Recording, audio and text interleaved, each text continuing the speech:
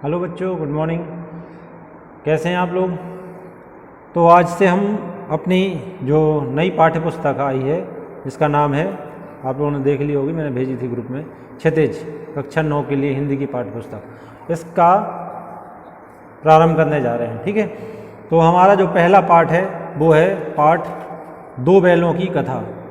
इसके लेखक हैं, आप लोग जानते होंगे, नाम सुना भी होगा, प्रेमचंद जी। इसके लेखक हैं श्री प्रेमचंद जी। इनका नाम, दूसरा नाम था धनपत राय। तो सबसे पहले हम इनका परिचय पढ़ लेते हैं। तो प्रेमचंद का जन्म सन 1880 में बनारस के लम्ही गांव में हुआ था। उनका मूल नाम धनपत राय था। ठीक है, प्रेमचंद का बचपन अभावों में बीता और शिक्षा BA तक ही हो पाई। उन्होंने शिक्षा विभाग में नौकरी की, परंतु असहयोग आंदोलन में सक्रिय भाग लेने के लिए सरकारी नौकरी से त्यागपत्र दे दिया और लेखन कार्य के प्रति पूरी तरह समर्पित हो गए। सन 1936 में इस महान कथाकार का देहांत हो गया। 1880 में इनका जन्म हुआ और 1936 में इनका निधन हो गया। प्रेमचंद की कहानियाँ मानसरोवर के 8 भागों में संकलित हैं। सेवा सदन, प्रेमाश्रय, प्रेमाश्रम, रंगभूमि, कायाकल्प, निर्मला, गबन, कर्मभूमि, गोदान उनके प्रमुख उपन्यास हैं। उन्होंने हंस, जागरण, माधुरी आदि पत्रिकाओं का संपादन भी किया। कथा साहित्य के अतिरिक्त प्रेमचंद ने निबंध और अन्य प्रकार का गद्य लेखन भी प्रचुर मात्रा में किया। इन्होंने न केवल कहानियाँ लिखी बल्कि निबंध और अन्य गद्य लेखन भी बड़ी मात्रा में किया। प्रेमचंद साहित्य को सामाजिक परिवर्तन का सशक्त माध्यम मानते थे। उन्होंने जिस गांव और शहर के परिवेश को देखा और जिया, उसका व्यक्तित्व उसकी अभिव्यक्ति उनके कथा साहित्य में मिलती है। किसानों और मजदूरों की दयनीय स्थिति, दलितों का शोषण, समाज में स्त्री की दुर्दशा और स्वाधीनता आंदोलन आदि उनकी रचनाओं के मूल विषय हैं। प्रेमचंद के कथा साहित्य का संसार बहुत व्यापक है। उसमें मनुष्य ही नहीं, पशु पक्षियों को भी अद्भुत आत्मीयता मिली है। बड़ी से बड़ी बात को सरल भाषा में सीधे और संक्षेप में कहना प्रेमचंद के लेखन की प्रमुख विशेषता रही है। उनकी भाषा सरल, सजीव और मुहावरेदार है तथा उन्होंने लोक प्रचलित शब्दों का प्रयोग कुशलतापूर्वक किया है। तो जो हमारी कहानी है आज की, दो बैलों की कथा, पाठ 1 है जो, उसके बारे में कुछ यहाँ पर संदर्भ दिया गया है, उसको भी पढ़ लेते हैं। तो दो बैलों की कथा के माध्यम से प्रेमचंद ने कृषक समाज और पशुओं के भावनात्मक संबंध का वर्णन किया है। इसमें इन्होंने बताया है कि जो किसान होता है और उसके द्वारा जो गाय और बैल पाले जाते हैं, उनका भी एक भावनात्मक रिश्ता होता है। वो भी समझते हैं कि ये हमारे मालिक हैं और वो भी उनके प्रति दया, और यदि कोई उनको प्रताड़ित करे तो नफरत की भावना रखते हैं। इस कहानी में उन्होंने यह भी बताया है कि स्वतंत्रता सहज में नहीं मिलती, उसके लिए बार बार संघर्ष करना पड़ता है। इस प्रकार परोक्ष रूप से यह कहानी आज़ादी के आंदोलन की भावना से जुड़ी है। यहाँ पर हमने पहले पढ़ा कि जो प्रेमचंद हैं वो बहुमुखी प्रतिभा के धनी हैं। उन्होंने इन बैलों के माध्यम से आज़ादी के महत्व को बताया है और उन्होंने बताया है कि आज़ादी प्राप्त करने के लिए बार बार संघर्ष करना पड़ता है। ठीक है, और ये उस समय लिखी गई कहानी है जब हमारा देश गुलाम हुआ करता था। इसके साथ ही इस कहानी में प्रेमचंद ने पंचतंत्र और हितोपदेश की कथा परंपरा का उपयोग और विकास किया है। तो आइए हम देखते हैं अपनी कहानी दो बैलों की कथा। बैल तो आप लोग जानते ही हो, अधिकतर बच्चों ने देखे भी होंगे। जानवरों में गधा सबसे बुद्धिमान समझा जाता है। हंसी आई होगी आप लोगों को भी। हम जब किसी आदमी को परले दर्जे का बेवकूफ़ कहना चाहते हैं तो उसे गधा कहते हैं। गधा सचमुच बेवकूफ़ है या उसके सीधेपन, उसकी निरापद सहिष्णुता ने उसे यह पदवी दे दी है। यहाँ लेखक कहता है कि हम किसी को भी बेवकूफ़ साबित करने के लिए उसको गधा कह देते हैं। तो क्या गधा सचमुच में बेवकूफ़ है कि उसके सीधेपन और उसके निरापद होने, मतलब उसके सहिष्णुता ने उन्हें यह पदवी दे दी है, मतलब उसके अपराधी भावना का, उसके अंदर अपराधी भावना ना होने और दूसरों का इतना मददगार होने के कारण उसको ये पदवी दी गई है। इसका निश्चय नहीं किया जा सकता। ये तो लेखक ने खुद नहीं बता पाया कि आखिर क्या है। लेकिन गायें सींग मारती हैं, ब्याई हुई गायें तो अनायास ही सींगनी का रूप धारण कर लेती हैं। जो गायें होती हैं वो सींग मारती हैं, और जो गाय, ऐसी गाय होती हैं जिनको अभी बच्चा हुआ है, वो तो ऐसे आक्रामक हो जाती हैं जैसे सिंहनी हो, मतलब शेरनी के समान हो जाती हैं। कुत्ता भी बहुत गरीब जानवर है, लेकिन कभी कभी उसे भी क्रोध आ ही जाता है, किंतु गधे को कभी क्रोध करते नहीं सुना ना देखा। लेकिन लेखक कह रहा है यहाँ पर, ना गधे को कभी क्रोध करते देखा है ना ही सुना है। जितना चाहो गरीब को मारो, चाहे जैसी खराब सड़ी हुई घास सामने डाल दो, उसके चेहरे पर कभी असंतोष की छाया ना दिखाई देगी। बैसाख में चाहे एक आध बार कुलेल कर लेता हो, पर हमने तो उसे कभी खुश होते नहीं देखा। कुलेल मतलब यहाँ पर होगा आवाज़ करना, जो गधा आवाज़ करता है उसको शायद कुलेल कहा गया है। कुलेल कीड़ा, कुलेल यहाँ पर दिया कीड़ा, कीड़ा मतलब खेल कर लेता हो, ठीक है।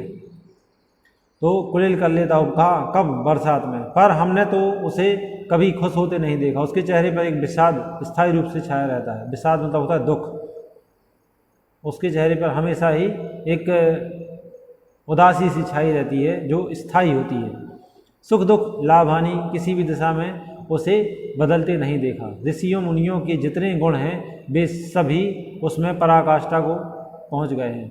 यहाँ पर लेखक ने कहा है कि जो ऋषि मुनियों के अंदर जितने भी सद्गुण होते हैं, अच्छे गुण होते हैं, वे सभी उनसे भी बढ़कर उसमें पाए जाते हैं। वे सभी गुण उन ऋषि मुनियों से भी ज़्यादा मात्रा में उस गधे में पाए जाते हैं। पर आदमी उसे बेवकूफ़ कहता है, लेकिन फिर भी लोग उसको बेवकूफ़ कहते हैं। सद्गुणों का इतना अनादर कहीं नहीं देखा। कदाचित सीधापन संसार के लिए उपयुक्त नहीं है। उसने लेखक कहता है कि संसार में इतना सीधा होना भी उपयुक्त नहीं है। देखिए ना, भारतवासियों की अफ्रीका में क्या दुर्दशा हो रही है। क्यों अमेरिका में घुसने नहीं दिया जाता। बेचारे शराब नहीं पीते, 4 पैसे कुछ समय के लिए बचा कर रखते हैं, जी तोड़कर काम करते हैं, किसी से लड़ाई झगड़ा नहीं करते, 4 बातें सुनकर गम खा जाते हैं, फिर भी बदनाम हैं। यहाँ पर उन्होंने बताया कि जो हमारे भारतीय हैं, जब वो अफ्रीका और अमेरिका में जाते हैं तो उनको छोटे दर्जे का माना जाता है, उनके साथ अच्छे से व्यवहार नहीं किया जाता है, लोग उनके साथ लड़ाई झगड़ा करते हैं, उनको तरह तरह की बातें सुनाते हैं और कई आधार पर उनको बदनाम किया जाता है। कहा जाता है वे जीवन के आदर्श को नीचा करते हैं। अगर वे ईंट का जवाब पत्थर से देना सीख जाते तो शायद। यहाँ पर लेखक ने ये बताया है कि यदि वो जिस भाषा में उनको ठुकराया जाता है या अपशब्द या फिर दुर्व्यवहार किया जाता है, वे यदि उसी भाषा में उनको जवाब देना सीख जाते तो शायद सभ्य कहलाने लगते। मतलब जैसे को तैसा यदि होता तो आज वो इतने बदनाम नहीं होते दूसरे देशों में। कौन? भारतीयों की बात हो रही है यहाँ पर। जापान की मिसाल सामने है। एक ही विजय ने उसे संसार की सभ्य जातियों में गण्य बना दिया। जापान का उदाहरण हमारे सामने है। एक ही जीत ने उसको पूरे संसार में सम्मान दिला दिया। लेकिन गधे का एक छोटा भाई और भी है, उसे जो उससे कम ही गधा है, और वह है बैल। अब यहाँ पर लेखक ने गधे का संबंध, भ्रातृत्व संबंध, भाईचारे का संबंध बताया है बैल से। जिस अर्थ में हम गधे का प्रयोग करते हैं, कुछ उसी से मिलते जुलते अर्थ में बछिया के ताऊ का भी प्रयोग करते हैं। यहाँ पर लेखक कहता है कि जिस अर्थ में गधे का प्रयोग करते हैं, कुछ उसी से मिलते जुलते अर्थ में बछिया के ताऊ का भी प्रयोग करते हैं। बछिया के ताऊ भी कहा जाता है उसको। कुछ लोग बैल को शायद बेवकूफ़ों में सर्वश्रेष्ठ कहेंगे, मगर हमारा विचार ऐसा नहीं है। बैल कभी कभी मारता भी है और कभी कभी अड़ियल बैल भी देखने में आता है और भी कई रीतियों में अपना असंतोष प्रकट कर देता है। अतएव उसका स्थान गधे से नीचा है। यहाँ पर उसने कहा है कि गधा तो बहुत सीधा होता है, वो कभी मारता नहीं है, ना ही कभी अड़ता है, लेकिन बैल में अड़ियल स्वभाव भी पाया जाता है और बैल दूसरों को मारता हुआ भी देखा गया है, मतलब किसी वजह से। झूरी काछी के दोनों बैल के नाम थे हीरा और मोती। आइए परिचय के बाद अब यहाँ से कथा प्रारंभ होती है। एक झूरी काछी था जिसके 2 बैल थे, एक का नाम था हीरा और दूसरे का नाम था मोती। दोनों पछाई जाति के थे, दोनों देखने में सुंदर, काम में चौकस, डील में ऊंचे। ये देखने में बहुत ही सुंदर थे, ऊंचे थे और काम में बहुत ही तेज थे। बहुत दिनों साथ साथ रहते रहते दोनों में भाईचारा हो गया। अब दोनों बहुत समय से साथ रह रहे थे, इसलिए दोनों में भाईचारा हो गया। दोनों सामने सामने आमने सामने और आसपास बैठे हुए एक दूसरे से मूक भाषा में विचार विनिमय करते थे। अब बैल क्योंकि बोल तो पाते नहीं हैं, इसलिए आमने सामने एक दूसरे के बैठ जाते और मूक भाषा मतलब शांत होकर एक दूसरे से ऐसा व्यवहार करते जैसे वो एक दूसरे से बातें कर रहे हों और अपनी बातें एक दूसरे को सुना रहे हों। एक दूसरे के मन की बात कैसे समझ जाता हम नहीं कह सकते। अवश्य ही उनमें कोई ऐसी गुप्त शक्ति थी जिससे जीवों में श्रेष्ठता का दावा करने वाला मनुष्य वंचित है। यहाँ पर लेखक कहता है कि एक जानवर दूसरे जानवर की बात कैसे समझ जाता है ये तो हमें नहीं पता, लेकिन उनके अंदर अवश्य कोई ऐसी शक्ति रहती है जानवरों में जिस शक्ति से मनुष्य वंचित है, मतलब जो मनुष्य को ईश्वर ने प्रदान नहीं की है, और उसी शक्ति के माध्यम से ये अपनी बातें एक दूसरे तक पहुंचा दिया करते हैं। ये शायद कोई गुप्त शक्ति है। दोनों एक दूसरे को चाटकर और सूंघकर अपना प्रेम प्रकट करते। कभी कभी दोनों सींग भी मिला लिया करते थे, विग्रह के नाते से नहीं, केवल विनोद के भाव से, आत्मीयता के भाव से। जैसे दोस्तों में घनिष्ठता होते ही धौल धप्पा होने लगता है।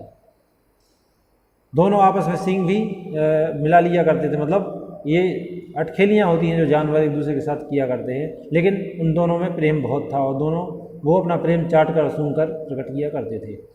इसके बिना दोस्ती कुछ फुसफुसी, कुछ हल्की सी रहती है जिस पर ज़्यादा विश्वास नहीं किया जा सकता।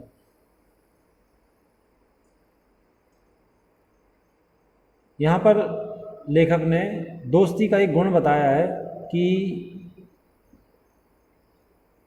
जो दोस्त होते हैं वो एक दूसरे को सूंघकर और चाटकर प्रेम प्रकट करते हैं और कभी कभी दोनों सींग भी मिला लिया करते हैं। यहाँ पर एक बैल की विशेषता बताई है, तो वैसे ही यहाँ पर उसने एक दोस्ती का अच्छा गुण बताया है जिसमें बताया कि कुछ इसके अभाव में दोस्ती फुसफुसी और हल्की सी रहती है जिस पर ज़्यादा विश्वास नहीं किया जा सकता। मतलब जिस दोस्ती पर ज़्यादा विश्वास नहीं किया जा सकता उसमें जो इस तरह का आपसी व्यवहार नहीं किया जाता।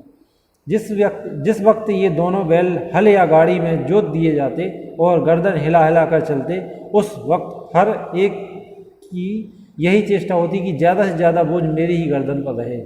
देखिए दोनों में कितना सामंजस्य है कि जब इन दोनों को हल या बैलगाड़ी में जोता जाता था तो दोनों इस कोशिश में लगे रहते थे कि मुझ पर ज़्यादा भार आए, मेरे मित्र पर भार ना आए। कितना अच्छा गुण दिया है मित्रता का कि मेरे दोस्त पर भार ना आए, अधिकतम भार मेरे ऊपर आ जाए, ये तो केवल मुझे सहयोगवश करता रहे। दिन भर के बाद दोपहर या संध्या को दोनों खुलते तो एक दूसरे को चाट चूट कर अपनी गर्दन या अपनी थकान मिटा लिया करते। मतलब जो उनकी थकान होती थी दिन भर के काम की वो एक दूसरे को चाट कर मिटा लेते थे। नाद में खली भूसा पड़ जाने के बाद दोनों साथ उठते, साथ नाद में मुंह डालते और साथ ही बैठते थे। और जो खली और भूसा रहता है, नांद उस पात्र को कहा जाता है जिसमें इनको चारा भूसा डाला जाता है जानवरों को। तो ये दोनों एक साथ उसको खाने के लिए उठते, एक साथ उस नाद में मुंह डालते और एक साथ ही खाने के बाद बैठते थे। एक मुंह हटा लेता तो दूसरा भी हटा लेता था। मतलब इन दोनों का जो सामंजस्य था बहुत ही अद्भुत था। संयोग की बात, झूरी ने एक बार गोई को ससुराल भेज दिया। जो झूरी था जिसके वो बैल थे दोनों, झूरी काची, उसने गोई को ससुराल भेज दिया, अपनी पत्नी को ससुराल भेज दिया। बैलों को क्या मालूम वे क्यों भेजे जा रहे हैं, समझे, मालिक ने हमें भेज दिया, अपना यूँ भेजा जाना उन्हें। अब वो ये समझे कि जो मालिक है झोरी उसने उन दोनों को भेज दिया है। अच्छा लगा या बुरा कौन जाने, पर झूरी के साले गया को घर तक गोई ले जाने में दांतों पसीना आ गया। पीछे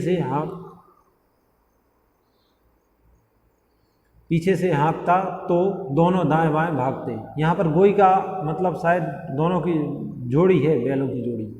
पगहिया पकड़कर आगे से खींचता तो दोनों पीछे की ओर जोड़ लगाते। यहाँ पर जो झोरी का साला है, उसकी पत्नी का भाई, उन दोनों बैलों को अपने साथ ले जा रहा था। अब बैल ये समझ रहे थे कि उनको बेच दिया गया है, लेकिन शायद झोरी ने उसको अपने साले को खेत जोतने के लिए उन बैलों को उसके साथ भेजा था। तो जब वो ले जा रहा था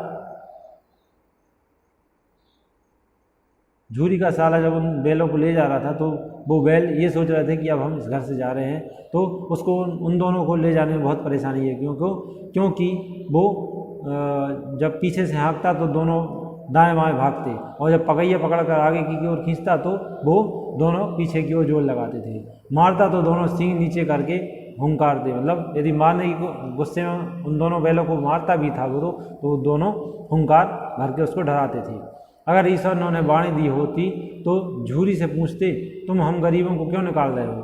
अब दोनों बैल आपस में सोच रहे हैं कि यदि ईश्वर ने हमें वाणी दी होती, बोलने की क्षमता दी होती, तो हम उनसे ज़रूर पूछते कि आखिर तुम हमें क्यों घर से निकाल रहे हो झोरी से। हमने तो तुम्हारी सेवा करने में कोई कसर नहीं उठा रखी। अगर इतनी मेहनत से काम ना चलता था तो और काम ले लेते, हमें तो तुम्हारी चाकरी में मर जाना कबूल था। उसने कहा कि हमें तो तुम्हारे साथ मर जाना कबूल था, हमने कभी दाने चारे की शिकायत ही नहीं की। उन्होंने मन में विचार किया कि हम तो मरते दम तक तुम्हारी सेवा करने के लिए तैयार थे, यदि हम जितनी मेहनत कर रहे थे उतनी मेहनत से तुम्हारा काम नहीं चल रहा था तो हमसे तुम और मेहनत ले लेते, लेकिन हमें घर से तो ना निकालते। हमने कभी तुमसे दाने पानी या दाने चारे की भी कभी शिकायत नहीं की। तुमने जो कुछ खिलाया वह सिर झुकाकर खा लिया, फिर तुमने हमें इस जालिम के हाथ क्यों भेज दिया, और तुमने फिर हमें इस जालिम के हाथ क्यों भेज दिया, वो ऐसा मन में सोच रहे हैं। संध्या समय दोनों बैल अपने नए स्थान पर पहुँचे। दिन भर के भूखे थे, लेकिन जब नान में लगाए गए तो एक ने भी उसमें मुंह न डाला। दिन भारी हो रहा था, जिसे उन्होंने अपना घर समझ रखा था वह आज उनसे छूट गया। यह नया नया गांव, नए आदमी उन्हें बेगाने से लगते थे। जब झूरी का साला अपने गांव उनको ले आया तो उन दोनों बैलों को ले आया, तो वो दोनों बैल उस नए अनजान गांव में अपने आप को असहज महसूस कर रहे थे, उनको अच्छा नहीं लग रहा था। दोनों ने अपनी मुँह भाषा में सलाह की, एक दूसरे को कनखियों से देखा और लेट गए। जब गांव में सोता पड़ गया तो दोनों ने जोर मारकर पगहे तोड़ा डाले और घर की तरफ चले। जब वो रात में झूरी का साला सो गया तो इन दोनों ने पगही, मतलब जो पगही उसको बोलते हैं जो जिनसे बैलों को बांधा जाता है, उस रस्सी को पगही बोलते हैं, ठीक है। तो उसको तोड़ा और घर की ओर उन्होंने दौड़ लगा दी। पगहे बहुत मजबूत थे, अनुमान ना हो सकता था कि कोई बैल उन्हें तोड़ सकेगा, क्योंकि वो रस्सी जिससे उनको बांधा गया था वो बहुत मजबूत थी। कोई ये विचार नहीं कर सकता था कि वो तोड़ लेंगे, पर इन दोनों में इस समय दूनी शक्ति आ गई थी। एक एक झटके में रस्सियाँ टूट गईं और एक एक झटके में ही रस्सियाँ जो है वो टूट गईं। झूरी प्रातःकाल सोकर उठा तो देखा कि दोनों बैल चरनी पर खड़े हैं, मतलब जहाँ पर इनको बांधा जाता है उस स्थान को चरनी कहा जाता है। दोनों की गर्दनों में आधा आधा गराव लटक रहा है, मतलब जिस रस्सी को तोड़ कर आए थे वो आधी रस्सी गर्दन में लटक रही है। घुटने तक पांव कीचड़ से भरे हैं और दोनों की आंखों में विद्रोह में स्नेह झलक रहा है, और दोनों के मन में एक प्रकार का स्नेह झलक रहा है जो ऐसा लगता है जैसे वो विद्रोह करके आए हों और अपने मालिक के पास आ गए हों। झूरी बैलों को देखकर स्नेह से गदगद हो गया, दौड़कर उन्हें गले लगा लिया और प्रेमालिंगन और चुंबन का वह दृश्य बड़ा ही मनोहर था। जब झूरी ने अपने बैलों को देखा जो उसको भी बहुत प्रिय थे, तो वो प्रेम से गदगद हो गया, प्रसन्न हो गया और दौड़कर उनके पास गया, उनको गले लगा लिया और उनको चूमने लगा। ऐसा दृश्य बड़ा ही मनमोहक लग रहा था जब वो अपने बैलों को प्रेम कर रहा था। घर और गांव के लड़के जमा हो गए और तालियां बजा बजा कर उनका स्वागत करने लगे। गांव के इतिहास में यह घटना अभूतपूर्व ना होने पर भी महत्वपूर्ण थी।